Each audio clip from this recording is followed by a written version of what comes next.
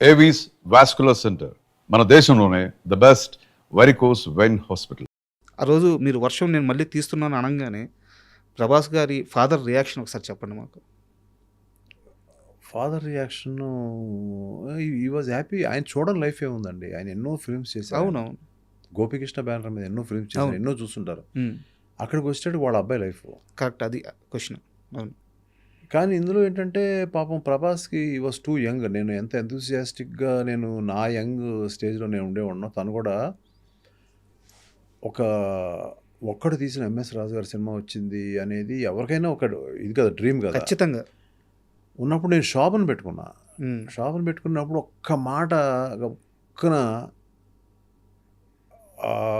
తనకు తెలుసో తెలియక అనేసాడు, ఇది రైట్ అన్నా బావా అని అడిగాడు నన్ను. ఫాదర్ కృష్ణ మన ప్రభాస్ వాళ్ళ ఫాదరా? కాదండి, స్ట్రైట్గా ప్రభాస్ అడిగాడు.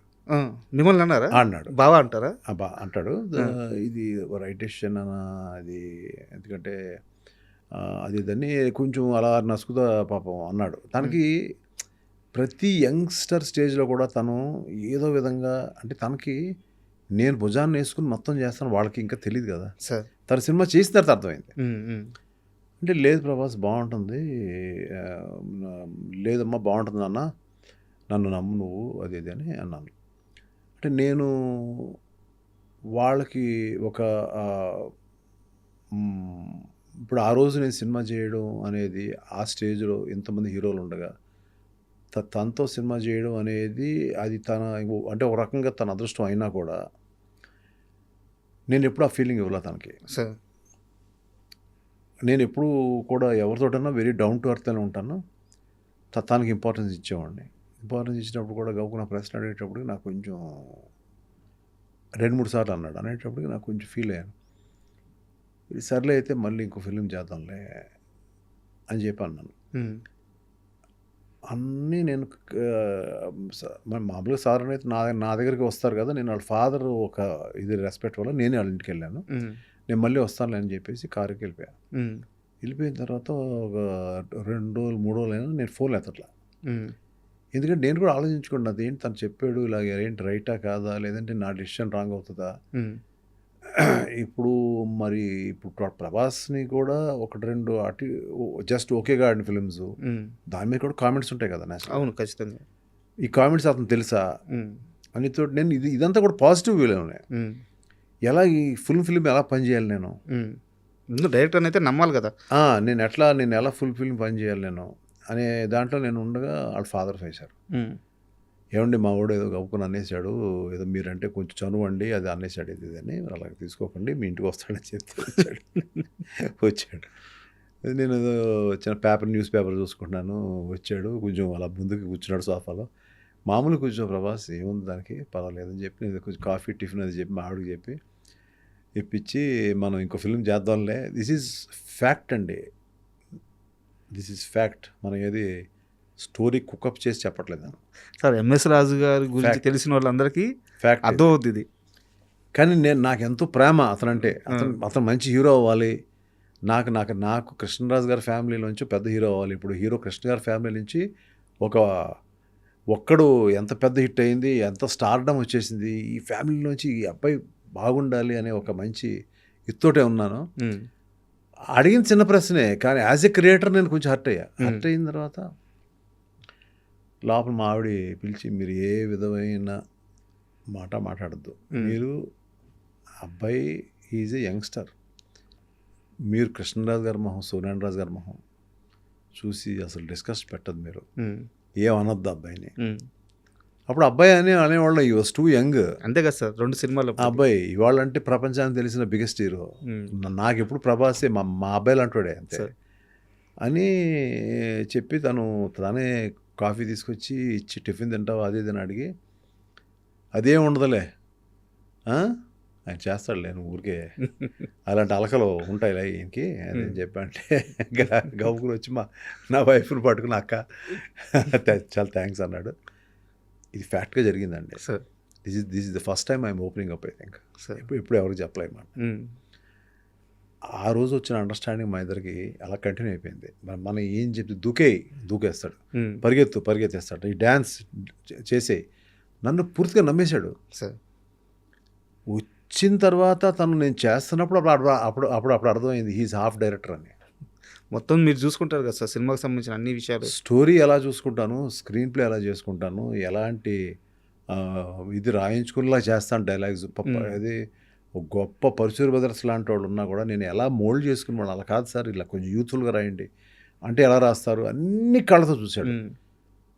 అది చూసి ఒక రోజు ఆల్మోస్ట్ సినిమా అయిపోయిన తర్వాత మీరు అవన్నీ పెట్టుకోకుండా మనసులో నాతో మళ్ళీ సినిమా చేయాలి అప్పుడు మేము ఇద్దరు క్లోజ్ అయిపోయాం, బాగా క్లోజు.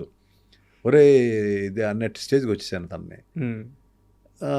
అట్లా ఇట్స్ లైక్ యూనో నాకు ఒక స్టారు ఇవాళ అవుతాడని తెలుసు నాకు. నీకు ఖైదీరా ఈ సినిమా అని చెప్పారు. ముందే చెప్పేశారా? ముందే చెప్పేశాను. తర్వాత ఇంకా అతను తెలుసు కదా మీరు, ఇంకా అక్కడి నుంచి ఆ సినిమా రాజమౌళి గారు చూడడం, కృష్ణవంశీ లాంటి వాళ్ళు చూడడం. నేను షో వేసాను సార్, నన్ను అడిగితే ప్రభాస్ రాజమౌళి గారు చూస్తారంట అని. అది చూసి అతను పర్ఫార్మెన్స్ చూసి నెక్స్ట్ అతనికి వచ్చే ఫిల్మ్స్ అన్నీ మీకు తెలుసు. అవును, ఇంకా అలా ఇప్పుడు ఎవరు కడతారు పెళ్ళికి గంట అంటే ఫస్ట్ కట్టింది నేను. చాలా మంది ఛాన్స్ తీసుకున్నాను. అతని యొక్క అతని యొక్క హైట్ని నేను ఎలాగైతే యూజ్ చేసుకోవాలో అలా చేసుకున్నాను. అలాగే తను కొన్ని కూడా ఎపిసోడ్స్లో మొత్తం లాస్ట్లో తీసాం.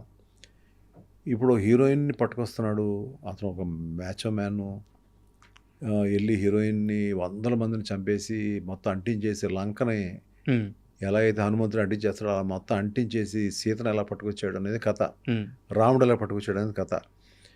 దీన్ని ఇంత బ్లాస్టింగ్ వేలో చేస్తున్నాడు ఇలాగ. అప్పుడు నాకు ఆ టైంలో మీరు ఇందాక అడిగిన శత్రువు గుర్తొచ్చిందా. అంటే that is the experience what I had with my director కోడి రామకృష్ణ గారు. ఓపెనింగ్లో ఏదో కావాలి, ఏంటో ఓపెనింగ్, సరే ఓపెనింగ్ చేసాం, ఏదో చేసాం, థ్రిల్ చేసాం, ఓకే. కానీ ఇంకా నాకు 2 ఫిలిమ్స్ బాగానే రీజనబుల్గా బాగానే ఆడి, ఒకటి బాగానే ఆడింది ఈశ్వర్ అని, ఇంకోటి అంత బాగా ఆడలేదు.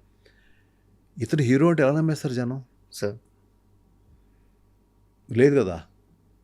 సో రష్ అంతా చూసినప్పుడు ఏదో ఒక లోటు ఉంటే అప్పుడు చెన్నైలో ఒక ల్యాండ్ మైన్స్ని పట్టుకుని పీటర్ మాస్టర్ని మళ్ళీ ఆపి రికార్డింగ్ ఆపి, హీరో అంటే ఇలా ఉండాలి, హీరో ఇక్కడ పనిచేస్తాడు మైన్స్లో అని పెట్టి పైకి ఎక్కించి తర్వాత యాడ్ అయింది లాస్ట్లో. That was the last sequence. అక్కడ యాడ్ చేసి నువ్వు రిస్క్ తీసుకోవాలమ్మా నువ్వు. అప్పుడు బాంబులు ఎప్పుడు ఏం పేలుతాయో తెలీదు. ఆ టైంలో ఆ రాళ్ళు కొట్టడానికి వాళ్ళు ఇంతే టైం ఇచ్చారు, ఆ టైంలో అవలా. అక్కడ ప్లేస్ చేసి అతన్ని భయపడకుండా, అప్పుడు స్ట్రాడా క్రేన్ అని ఉండేది, అది రామోజీ ఫిలిం సిటీ నుంచి చెన్నై తెప్పించాను ఆ షాట్ కోసం. అంటే హీరో అవ్వాలి ఆ సినిమాలో, అతను హీరో చేయాలని కాదు, హీరో అవ్వాలి ఆ సినిమాలో. ఆ హీరో అంటే హీరో అంటే ఇలా ఉండాలి, అంటే భయపడకుండా ఉన్నాడు మనిషి, పులి, ఏదైనా చేయగలడు అనేది రావాలి ఆ ఫ్యాక్టర్ అని చెప్పి దాని మీద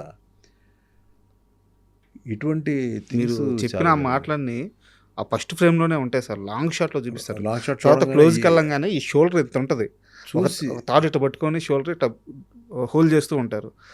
ఎవ్రీథింగ్ ఒక ఇమాజిన్ చేసుకుని ఎగ్జిక్యూట్ చేసిన ఇదే. ఆ తర్వాత మేము బ్లాస్టింగ్స్ పెట్టాం.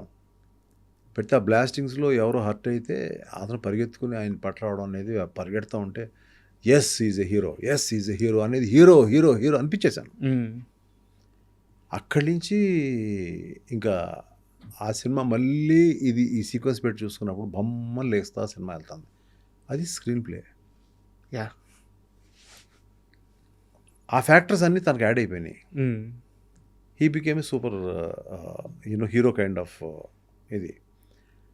సో ఇంక ఇవాళ ఈ సంథింగ్ లైక్ హిస్టరీ.